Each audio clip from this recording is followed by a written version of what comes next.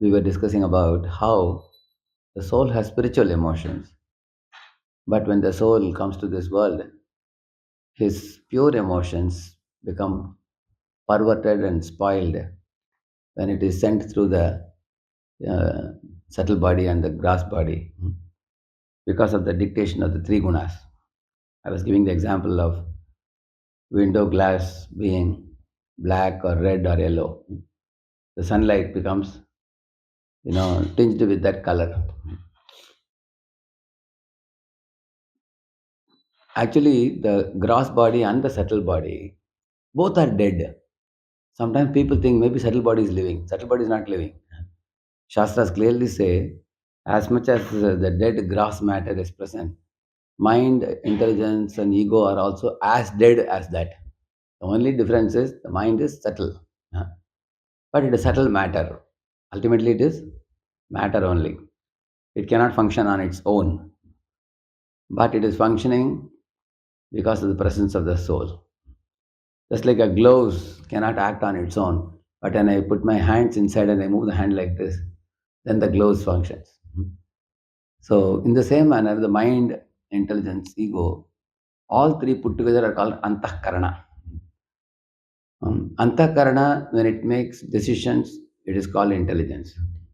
When antahkarana stores data, information, or experiences, or desires, and plans and everything, that is called man. When antahkarana identifies that I am this body, uh, or uh, I am belonging to this particular caste or state or something, then that is called ahankar.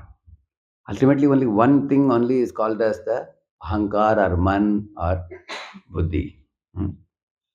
But we have given separate terms because that is how it functions. Now, how does the antahkarana function? Because of the presence of the soul. Hmm.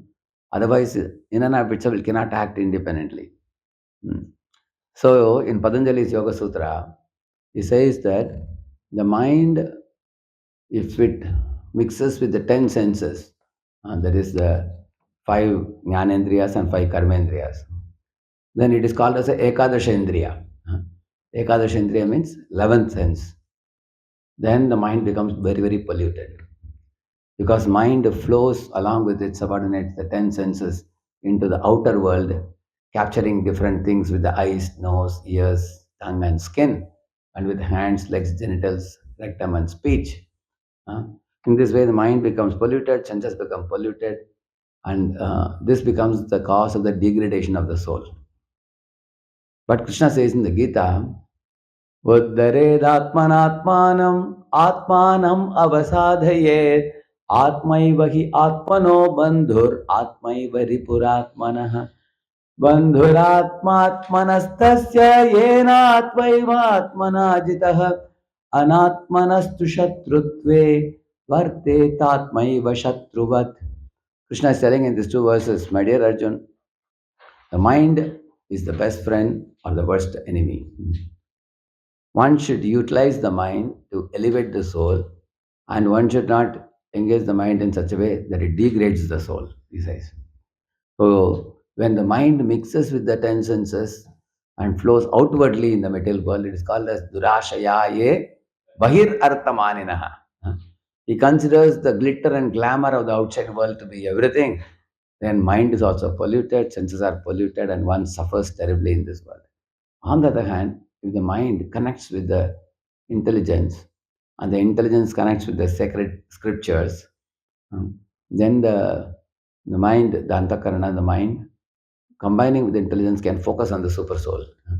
When the mind gets purified, intelligence gets strengthened, and the ego is purified to realize that I am servant of Krishna, Jiva Sarupoi Krishna Nityadas.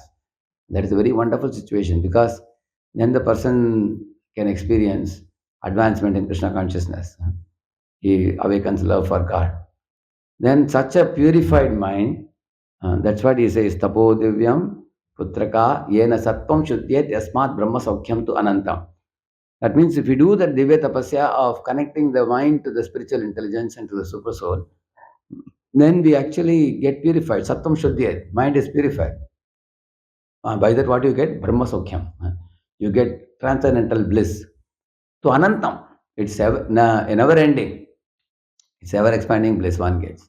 And such a purified mind, blissful mind, also captures the senses and takes them upward.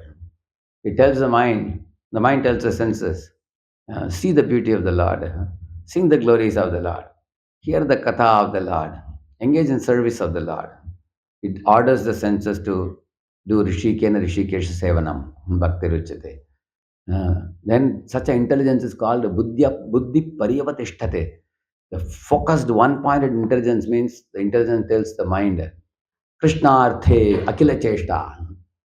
Cheshta means effort, Akhila means all. All your effort should be for Krishna Arthe, only for Krishna's pleasure. So intelligence also becomes fixed on this Krishna Arthe Akhila Cheshta philosophy.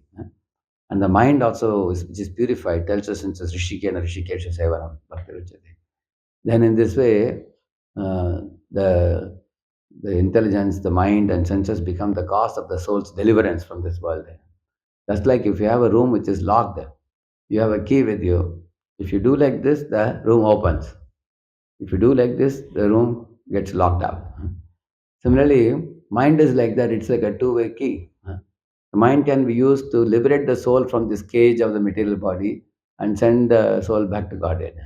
Or the mind can become the cause of locking up the soul in this body. So when the mind flows towards the senses for enjoyment of the material existence, it locks up the soul in the material body. And when the mind connects with the spiritual intelligence and focus on the Lord in the heart and gets purified, then it liberates the soul and elevates the soul and sends him back to Godhead. So in this way, the mind should be utilized for deliverance purpose, not for entangling purpose, Krishna says. But just now I told you, mind is dead, body is already dead. Nasato vidyate bhavo na bhavo vidyate satha ubayora vidishtontastvanayost tattvadarshibhi. Tattvadarshis know very well that the body is asat, it's temporary, and it is material. It is not alive. Similarly, the man, buddhi, ahankara are also not alive, they are also dead. But when a jiva leaves the body, the gross body lies down on the ground. It is called death. But the subtle body goes with the jiva, birth after birth after birth. Sometimes it's called linga sharira also. Subtle body goes birth after birth. It's like you have removed the shirt and thrown on the ground, but you are still roaming around with banyan. Like that. Still you are having that. But then when you go for bathing, what do? You remove the banyan also. You throw it, then you go for bathing. Similarly, the soul leaves the gross body birth after birth, but subtle body keeps taking. Why it is taking? Subtle body is called body of desires. It is a body of desires where we store our material desires. That body is going to leave you only when all material desires tend to zero. When material desires become zero, you don't need subtle body anymore because you don't need it for storing. For example, say you are going for a yatra, you carry a suitcase. If I give you another empty suitcase, will you carry it? Why to carry empty suitcases? But if you have luggage for two suitcases, then you will need the second one. Similarly, the mind has no material desires. It's not required for the soul. Soul will throw away that subtle body. I don't need you anymore because I only have spiritual desires. Then the soul goes back to Godhead. That is called Jarayatyashiya Kosham Nigirnam Analo Yatha. Kapila says, the subtle body is also burned to ashes, he says, at that time. So, burning of the gross body is called marana, death. And giving up of the subtle body is called moksha, because the soul gives up the subtle body and goes to the moksha sthiti. But attaining Swarupa Siddhi, which means entering into spiritual world and getting the Swarupa to meet Krishna face to face, that is called Swarupya Siddhi. So Jnani's goal is moksha. Bhakta's goal is Swarupya Siddhi. Attain that Swarupa Siddhi and then exhibit spiritual emotions in relation to Krishna. But unfortunately, those spiritual emotions now have become pervertedly reflected in the material existence. And we are all wasting our spiritual emotions for doing useless material activities. For example, somebody is sleeping and dreaming that a dog is chasing me. And then he gets up and sees the body is sweating. So much energy he has spent in fear because of fear. Similarly, some living entity becomes angry with another person and fights and yells. Doctors say it is equal to running 5 miles distance. So much energy is wasted. Or somebody becomes lusty after some woman, and then he spends so much energy. You can see that. That means the soul is wasting his valuable spiritual emotions, which are sent through the agency of the three gunas. You see that they are wasting. For example, if you are a law-abiding citizen, you will do something that is good for you and for the other citizens and for the prime minister. You will do like that. And you bring glory to the nation, glory to your family, everything. But the same law-abiding citizen, if he becomes a lawbreaker, then he is put inside the jail where he is doing useless work of breaking the stones, or he is doing mischief and is beaten by the police. You can see that. So in this way, both are human beings, but one is spending fruitfully his energy for his good, for others' good, and for the nation's good. But other fellow is spending energy for misuse of that, ability. Like for example, somebody gets into gang rape and they are shot. You can see that. Or somebody gets into money scams, or somebody gets into money scams are because of greed. Gang rapes are because of lust. Criminal activities are because of anger. All these are misspent energy. Similarly, the soul in this world, trapped in the material body and mind, it misspends that energy by either dreaming or either misuse of the free will. And you keep wandering from birth after birth. So, as far as we are concerned, devotees, are we law abiders or are we law breakers? We are sitting in one place taking the Japamala, but mind is going all around the world. We are actually wasting our emotions, worrying about the past, dreaming about the future, imagining some dirty illusory thing in the mind about the present. In this way, we are also wasting our energy in the materialistic direction. That we should avoid. When we sit to chant the holy name, we should withdraw our mind and connect it to the superior spiritual intelligence. And the intelligence should connect to the instruction of Guru and Krishna.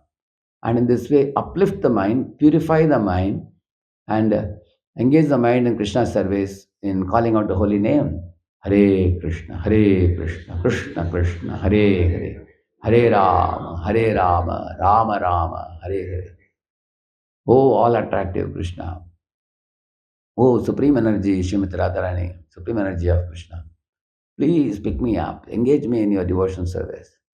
Take all my emotions and energies and engage it in your service. Let me not unnecessarily waste it uselessly in materialistic pursuits in this world. Dhanam, Janam, Sundarim, and all these things. I don't want to waste my energy. I want to utilize my energy well in your service. Let me become a law-abiding soul, not a law-breaker soul. This is the mood in which we chant the holy name. And if we adopt this right mood, day by day you will see mind withdraws itself from the clutter of the material world, and it will be able to develop a prayerful attitude of supplication to the Supreme Lord. And that attitude is very jolly attitude, very joyful attitude. Moment after moment, we can be Krishna conscious. Harinam Prabhu ki, Srila Prabhupada ki.